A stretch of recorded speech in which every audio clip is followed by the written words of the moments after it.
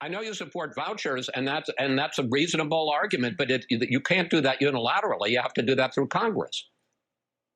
Well, we're looking at all the options because it's a promise to the American people, to students and their families, and we want to make sure that promise is followed through on.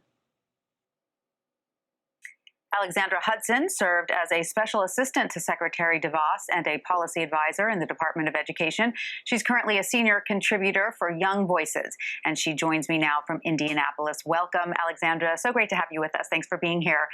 So, based on your experience with the Department of Education, does the Department of Education have the power to force schools to open by withholding funds? Is that within its power? The Department of Education is an administrative agency, like the Department of Labor, the Department of Energy, that exists to operationalize the laws that Congress, our democratically elected branch of government, passes. And so, no, that she cannot unilaterally withhold funds and make federal dollars conditional on reopening in the fall. So let me just break it down a little bit, because I think a lot of people may be curious how much federal funding schools get, because most people are under the assumption that the bulk of funding for schools comes from local taxes. So is federal funding a really huge piece of the picture? It's actually only about 10% of the amount of money that districts operate on. So it's not a huge amount, but it is significant to schools' budget. And as we know, education is essential. It's very important, and every dollar does count. Of course, definitely for the schools, for sure. But it's interesting because a lot of, conservative commentators have pointed out that DeVos's comments are a break from how she's interpreted the role of the Education Department in the past. She's long championed local and parental control of learning over federal government control. One of her ideological allies told the New York Times, quote, Betsy DeVos 6 months ago would have thought this was ludicrous. So obviously you've worked closely with the secretary. Do you agree that this is a departure from her ideological stance on who should be controlling the schools? And if so, why do you believe she's joining the president in this? The secretary has long held the belief that parents and students should be at the center of education and education policy decision making. So it's surprising that she would give this decision making about reopening to bureaucrats in Washington, D.C. instead of delegating this to the local level. No two districts, two states are alike when it comes to the crisis and how they want to respond to it. For example, Los Angeles had 8,000 new reported cases yesterday. I'm calling in from Indianapolis, and the entire state of Indiana had 600 new cases yesterday. Los Angeles is closing. Some schools in Indiana are reopening. That's the decision that should be made at the local district level, and parents should hold them accountable. And so if she were to uphold her values of wanting parents to be in control, she would trust parents to make that decision by holding districts and localities accountable and not condition funds on reopening in the fall. And so why do you think she's straying from that?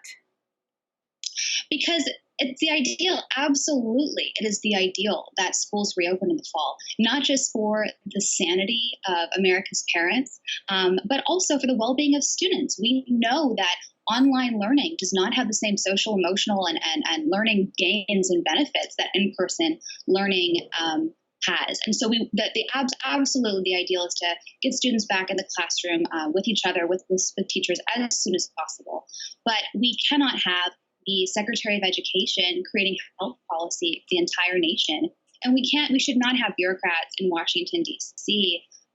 Deciding this issue for the 13,000 school districts across America that each have different values, different risk tolerance, different priorities. And we need to respect that. And that is very much in line with the Secretary's values. And do you think Congress then should do that, should intervene in schooling right now?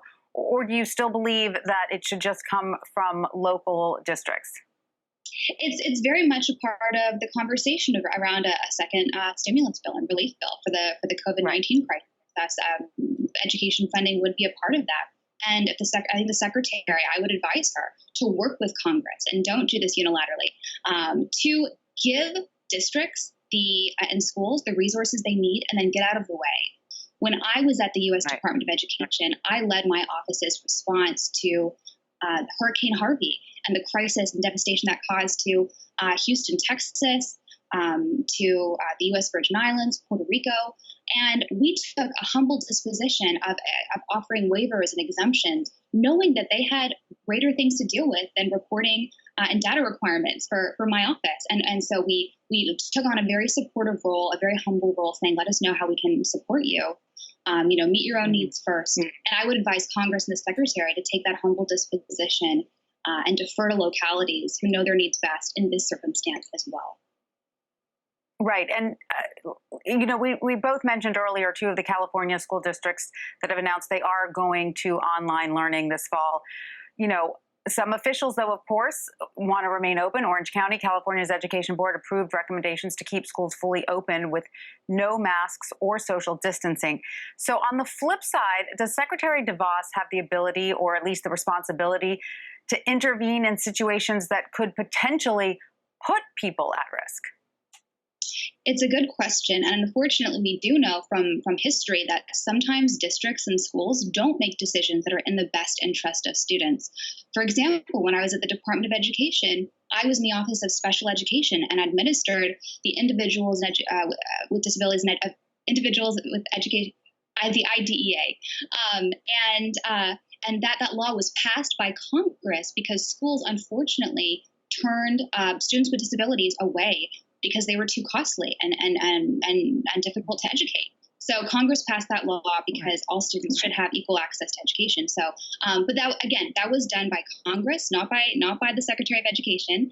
So if there were going to be monitoring provisions to ensure students' well-being, it would be a conversation had with Congress. But at the same time, I don't think that this situation is conducive to that. It's so fluid. We have so little information. The information we do have changes daily. I think that more monitoring from the federal level would only do more harm than good and be counterproductive. And I think, again, localities, parents would be a better form of accountability and good decision-making than bureaucrats in Washington. All right. Well, Alexandra Hudson, thank you so much for providing that insight into the inner workings of the Department of Education for us. Thanks for joining us. Thanks for having me, Tanya. And in a statement provided to CBS News, the Department of Education says, in part, quote, schools must be prepared to deliver a full school year of